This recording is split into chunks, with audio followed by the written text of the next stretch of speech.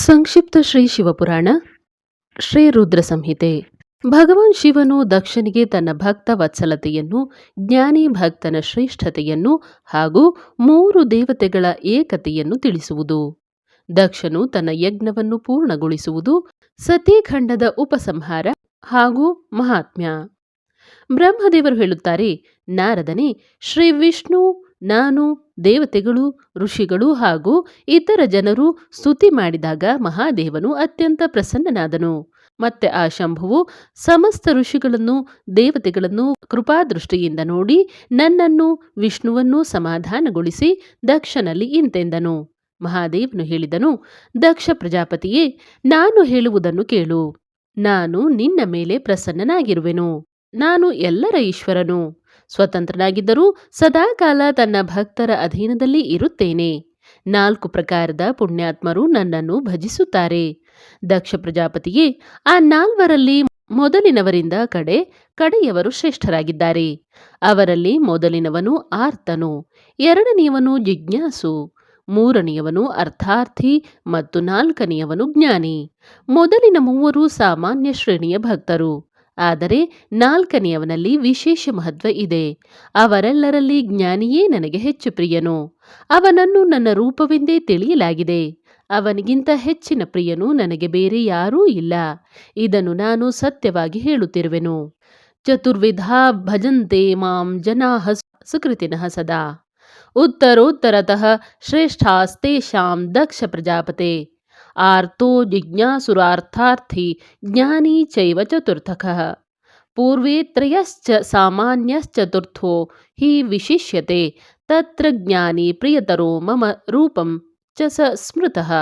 ತಸ್ಮಾತ್ ಪ್ರಿಯತರೋ ನಾನ್ಯಃ ಸತ್ಯಂ ಸತ್ಯಂ ವದಾಮ್ಯಹಂ. ನಾನು ಆತ್ಮಜ್ಞನಾಗಿರುವೆನು. ವೇದಾಂತದ ಪಾರಂಗತ ವಿದ್ವಾಂಸರು ಜ್ಞಾನದ ಮೂಲಕ ನನ್ನನ್ನು ತಿಳಿಯಬಲ್ಲರು. ಮಂದ ಬುದ್ಧಿಯುಳ್ಳವರು ಜ್ಞಾನವಿಲ್ಲದೆಯೇ ನನ್ನನ್ನು ಪಡೆಯಲು ಪ್ರಯತ್ನಿಸುತ್ತಾರೆ. ಕರ್ಮಕ್ಕೆ ಅಧೀನರಾದ ಮೂಢ ಮಾನವರು ನನ್ನನ್ನು ವೇದ, ಯಜ್ಞ, ದಾನ, ತಪಸ್ಸುಗಳ ಮೂಲಕ ಎಂದೂ ಪಡೆಯಲಾರರು. ಆದ್ದರಿಂದ ದಕ್ಷನೇ, ಇಂದಿನಿಂದ ನೀನು ಬುದ್ಧಿಯ ಮೂಲಕ ಪರಮೇಶ್ವರನಾದ ನನ್ನನ್ನು ತಿಳಿದುಕೊಂಡು ಜ್ಞಾನವನ್ನು ಆಶ್ರಯಿಸಿ ಸಮಾಹಿತ ಚಿತ್ತನಾಗಿ ಕರ್ಮವನ್ನು ಮಾಡು. ಪ್ರಜಾಪತಿಯೇ, ನೀನು ಉತ್ತಮ ಬುದ್ಧಿಯಿಂದ ನನ್ನ ಇನ್ನೊಂದು ಮಾತನ್ನು ಕೇಳು. ನಾನು ನನ್ನ ಸಗುಣ ಸ್ವರೂಪದ ವಿಷಯದಲ್ಲಿ ಗೋಪ್ಯವಾದ ಈ ರಹಸ್ಯವನ್ನು ಧರ್ಮದ ದೃಷ್ಟಿಯಿಂದ ನಿನ್ನ ಮುಂದೆ ಪ್ರಕಟಿಸುವೆನು. ಜಗತ್ತಿನ ಪರಮಕಾರಣ ರೂಪಿ ನಾನೇ ಬ್ರಹ್ಮ ಮತ್ತು ವಿಷ್ಣು ಆಗಿರುವೆನು. ನಾನು ಎಲ್ಲರ ಆತ್ಮ, ಈಶ್ವರ ಮತ್ತು ಸಾಕ್ಷಿಯಾಗಿದ್ದೇನೆ. ಸ್ವಯಂ ಪ್ರಕಾಶನೂ ನಿರ್ವಿಶೇಷನೂ ಆಗಿರುವೆ. ಮುನಿಯೇ, ನನ್ನ ತ್ರಿಗುಣಾತ್ಮಿಕೆ ಮಾಯೆಯನ್ನು ಸ್ವೀಕರಿಸಿಯೇ ಜಗತ್ತಿನ ಸೃಷ್ಟಿ, ಪಾಲನೆ ಮತ್ತು ಸಂಹಾರ ಮಾಡುತ್ತಾ ಆ ಕ್ರಿಯೆಗಳಿಗೆ ಅನುಸಾರವಾಗಿ ಬ್ರಹ್ಮ, ವಿಷ್ಣು ಮತ್ತು ರುದ್ರ ಎಂಬ ನಾಮಗಳನ್ನು ಧರಿಸುತ್ತೇನೆ. ಆ ಅದ್ವಿತೀಯ, ಭೇದರಹಿತ, ಕೇವಲ ವಿಶುದ್ಧ ಪರಬ್ರಹ್ಮ ಪರಮಾತ್ಮನಾದ ನನ್ನಲ್ಲೇ ಆ ಜ್ಞಾನಿಗಳು ಬ್ರಹ್ಮ, ಈಶ್ವರ ಹಾಗೂ ಇತರ ಸಮಸ್ತ ಜೀವರನ್ನು ಭಿನ್ನ ರೂಪದಿಂದ ನೋಡುತ್ತಾರೆ. ಮನುಷ್ಯನು ತನ್ನ ಮೇಲೆ ಮತ್ತು ಕೈಯೇ ಮೊದಲಾದ ಅವಯವಗಳನ್ನು ನನ್ನಿಂದ ಭಿನ್ನವಾಗಿವೆ ಎಂಬ ಪರಕೀಯ ಬುದ್ಧಿಯನ್ನು ಎಂದೂ ತಾಳುವುದಿಲ್ಲ. ಹಾಗೆಯೇ ನನ್ನ ಭಕ್ತನು ಪ್ರಾಣಿ ಮಾತ್ರರನ್ನು ನನ್ನಿಂದ ಭಿನ್ನವಾಗಿ ನೋಡುವುದಿಲ್ಲ. ದಕ್ಷನೇ, ನಾನು ಬ್ರಹ್ಮ ಮತ್ತು ವಿಷ್ಣು ಮೂವರು ಸ್ವರೂಪತಃ ಒಂದೇ ಆಗಿದ್ದೇವೆ. ನಾವೇ ಸಂಪೂರ್ಣ ರೂಪವಾಗಿದ್ದೇವೆ. ಹೀಗೆ ಅರಿತುಕೊಂಡು 3 ದೇವತೆಗಳಾದ ನಮ್ಮಲ್ಲಿ ಭೇದವನ್ನು ನೋಡದವನೇ ಶಾಂತಿಯನ್ನು ಪಡೆಯುತ್ತಾನೆ. ಮೂವರಾದ ನಮ್ಮಲ್ಲಿ ಭೇದ ಬುದ್ಧಿಯನ್ನಿರಿಸುವ ನರಾಧಮನು ನಿಶ್ಚಯವಾಗಿ ಚಂದ್ರ ತಾರೆಗಳು ಇರುವ ತನಕ ನರಕದಲ್ಲಿ ವಾಸಿಸುತ್ತಾನೆ. ಸರ್ವಭೂತಾತ್ಮನಾಮೇಕ ಭಾವಾನಾಂ ಯೋ ನ ಪಶ್ಯತೆ ತ್ರಿಸುರಾಣಾಂ ಭಿದಾಂ ದಕ್ಷಸ ಶಾಂತಿಮಧಿಗಚ್ಚತಿ. ಯಃ ಕರೋತಿ ತ್ರಿದೇವೇಷು ಭೇದ ಬುದ್ಧಿಂ ನರಾಧಮಃ ನರಕೆ ಸ ವಸೇನ್ನೂನಂ ಯಾವದಾ ಚಂದ್ರತಾರಕಂ. ದಕ್ಷನೇ, ವಿಷ್ಣು ಭಕ್ತನಾಗಿ ನನ್ನನ್ನು ನಿಂದಿಸುವವನಿಗೆ, ನನ್ನ ಭಕ್ತನಾಗಿ ವಿಷ್ಣುವನ್ನು ನಿಂದಿಸುವವನಿಗೆ ನಿನಗೆ ಹಿಂದೆ ಕೊಟ್ಟ ಎಲ್ಲ ಶಾಪಗಳು ಪ್ರಾಪ್ತವಾಗುವುದು. ನಿಶ್ಚಯವಾಗಿಯೂ ಅವನಿಗೆ ತತ್ವಜ್ಞಾನದ ಪ್ರಾಪ್ತಿಯಾಗಲಾರದು. ಹರಿಭಕ್ತೋ ಹಿಮಾಂ ನಿಂದೇತ್ತಥಾ ಶೈವ್ಯೋ ಭವೇದ್ಯದಿ ತಯೋಃ ಶಾಪ ಭವೇಯುಸ್ತೆ ತತ್ವ ಪ್ರಾಪ್ತಿರ್ಭವೇನ್ನಹಿ. ಬ್ರಹ್ಮದೇವರು ಹೇಳುತ್ತಾರೆ, ಮುನಿಯೇ, ಭಗವಾನ್ ಮಹೇಶ್ವರನ ಈ ಸುಖದಾಯಕ ವಚನವನ್ನು ಕೇಳಿ ಆಗ ಎಲ್ಲ ದೇವತೆಗಳಿಗೆ ಮುನಿಗಳಿಗೆ ಬಹಳ ಹರ್ಷ ಉಂಟಾಯಿತು. ಕುಟುಂಬ ಸಹಿತ ದಕ್ಷನು ಅತ್ಯಂತ ಪ್ರಸನ್ನತೆಯಿಂದ ಶಿವಭಕ್ತಿಯಲ್ಲಿ ತತ್ಪರನಾದನು. ಆ ದೇವತೆಗಳೇ ಮೊದಲಾದವರು ಶಿವನನ್ನೇ ಸರ್ವೇಶ್ವರನೆಂದು ತಿಳಿದು ಭಗವಾನ್ ಶಿವನ ಭಜನೆಯಲ್ಲಿ ತೊಡಗಿದರು. ಯಾರು ಯಾವ ರೀತಿಯಿಂದ ಪರಮಾತ್ಮ ಶಂಭುವನ್ನು ಸ್ತುತಿಸಿದ್ದರೋ ಹಾಗೆಯೇ ಸಂತುಷ್ಟ ಚಿತ್ತನಾದ ಶಂಭುವು ವರಗಳನ್ನು ಕೊಟ್ಟನು. ಮುನಿಯೇ, ಅನಂತರ ಶಿವನ ಆಜ್ಞೆಯನ್ನು ಪಡೆದು ಸಂತೋಷಗೊಂಡ ಶಿವಭಕ್ತ ದಕ್ಷನು ಶಿವನ ಅನುಗ್ರಹದಿಂದಲೇ ತನ್ನ ಯಜ್ಞವನ್ನು ಪೂರ್ಣಗೊಳಿಸಿದನು.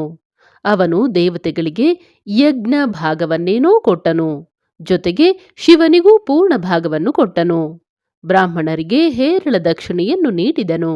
ಹೀಗೆ ಅವನು ಶಂಭುವಿನ ಅನುಗ್ರಹವನ್ನು ಸಂಪಾದಿಸಿದನು. ಈ ಪ್ರಕಾರ ಮಹಾದೇವನ ಆ ಮಹಾನ್ ಕರ್ಮವನ್ನು ವಿಧಿವತ್ತಾಗಿ ವರ್ಣಿಸಲಾಯಿತು. ಪ್ರಜಾಪತಿಯು ಋತ್ವಿಜರ ಸಹಯೋಗದಿಂದ ಆ ಯಜ್ಞ ಕರ್ಮವನ್ನು ವಿಧಿಪೂರ್ವಕ ಸಮಾಪ್ತ ಮಾಡಿದನು. ಮುನೀಶ್ವರನೇ, ಈ ಪ್ರಕಾರ ಪರಬ್ರಹ್ಮ ಸ್ವರೂಪನಾದ ಶಂಕರನ ಪ್ರಸಾದದಿಂದ ಆ ದಕ್ಷನ ಯಜ್ಞವು ಪೂರ್ಣಗೊಂಡಿತು. ಅನಂತರ ಎಲ್ಲ ದೇವತೆಗಳು ಋಷಿಗಳು ಸಂತುಷ್ಟರಾಗಿ ಭಗವಾನ್ ಶಿವನ ಕೀರ್ತಿಯನ್ನು ವರ್ಣಿಸುತ್ತಾ ತಮ್ಮ ತಮ್ಮ ಸ್ಥಾನಗಳಿಗೆ ತೆರಳಿದರು. ಇತರ ಜನರೂ ಕೂಡ ಆಗ ಅಲ್ಲಿಂದ ಸುಖವಾಗಿ ಬೀಳ್ಕೊಂಡರು. ನಾನು ಮತ್ತು ಶ್ರೀ ವಿಷ್ಣುವೂ ಕೂಡ ಅತ್ಯಂತ ಪ್ರಸನ್ನರಾಗಿ ಭಗವಾನ್ ಶಿವನ ಸರ್ವ ಮಂಗಲದಾಯಕ ಸುಯಶವನ್ನು ನಿರಂತರ ಕೊಂಡಾಡುತ್ತಾ ತಮ್ಮ ತಮ್ಮ ಸ್ಥಾನಗಳಿಗೆ ಆನಂದದಿಂದ ಹೊರಟು ಹೋದೆವು. ಸತ್ಪುರುಷರ ಆಶ್ರಯಭೂತ ಮಹಾದೇವನೂ ಕೂಡ ದಕ್ಷನಿಂದ ಸಮ್ಮಾನಿತನಾಗಿ ಪ್ರೀತಿಯಿಂದ ಗಣಗಳ ಸಹಿತ ತನ್ನ ನಿವಾಸ ಸ್ಥಾನವಾದ ಕೈಲಾಸಕ್ಕೆ ತೆರಳಿದನು. ತನ್ನ ಪರ್ವತಕ್ಕೆ ಬಂದು ಶಂಭುವು ತನ್ನ ಪ್ರಿಯ ಸತಿಯನ್ನು ಸ್ಮರಿಸಿ ಮುಖ್ಯ ಮುಖ್ಯ ಗಣಗಳಲ್ಲಿ ಆಕೆಯ ಕಥೆಯನ್ನು ಹೇಳಿದನು. ಹೀಗೆ ದಕ್ಷ ಕನ್ಯೆ ಸತಿಯು ಯಜ್ಞದಲ್ಲಿ ತನ್ನ ಶರೀರವನ್ನು ತ್ಯಜಿಸಿ ಮತ್ತೆ ಹಿಮಾಲಯನ ಪತ್ನಿ ಮೆನೆಯ ಗರ್ಭದಿಂದ ಆವಿರ್ಭವಿಸಿದ ಮಾತು ಪ್ರಸಿದ್ಧವಾಗಿದೆ. ಮತ್ತೆ ಅಲ್ಲಿ ತಪಸ್ಸು ಮಾಡಿ ಗೌರಿ ಶಿವೆಯು ಭಗವಾನ್ ಶಿವನನ್ನು ಪತಿಯಾಗಿ ವರಿಸಿದಳು. ಅವಳು ವಾಮಾಂಗದಲ್ಲಿ ಸ್ಥಾನ ಪಡೆದು ಅದ್ಭುತ ಲೀಲೆಗಳನ್ನು ನಡೆಸತೊಡಗಿದಳು. ನಾರದನೇ, ಈ ಪ್ರಕಾರ ಭೋಗ ಮತ್ತು ಮೋಕ್ಷವನ್ನು ಕೊಡುವ ಹಾಗೂ ಸಮಸ್ತ ಕಾಮನೆಗಳನ್ನು ಪೂರ್ಣಗೊಳಿಸುವ ಸತಿಯ ಪರಮಾದ್ಭುತ ದಿವ್ಯ ಚರಿತ್ರವನ್ನು ನಿನಗೆ ನಾನು ವರ್ಣಿಸಿದೆ. ಈ ಉಪಾಖ್ಯಾನವು ಪಾಪವನ್ನು ಕಳೆಯುವುದು, ಪವಿತ್ರ ಹಾಗೂ ಪರಮಪಾವನವಾಗಿದೆ. ಸ್ವರ್ಗ ಕೀರ್ತಿ ಆಯಸ್ಸನ್ನು ಕೊಡುವಂತಹುದು ಹಾಗೂ ಪುತ್ರ ಪೌತ್ರ ರೂಪಿ ಫಲವನ್ನು ನೀಡುವುದಾಗಿದೆ. ಅಯ್ಯ, ಯಾರು ಭಕ್ತಿಯುಳ್ಳ ಪುರುಷನು ಭಕ್ತಿ ಭಾವದಿಂದ ಜನರಿಗೆ ಈ ಕಥೆಯನ್ನು ಹೇಳುವನೋ ಅವನು ಇಹಲೋಕದಲ್ಲಿ ಸಂಪೂರ್ಣ ಕರ್ಮಗಳ ಫಲವನ್ನು ಪಡೆದು ಪರಲೋಕದಲ್ಲಿ ಪರಮಗತಿಯನ್ನು ಪಡೆದುಕೊಳ್ಳುವನು. ರುದ್ರ ಸಂಹಿತೆಯ ಸತೀಖಂಡವು ಸಮಾಪ್ತವಾಯಿತು.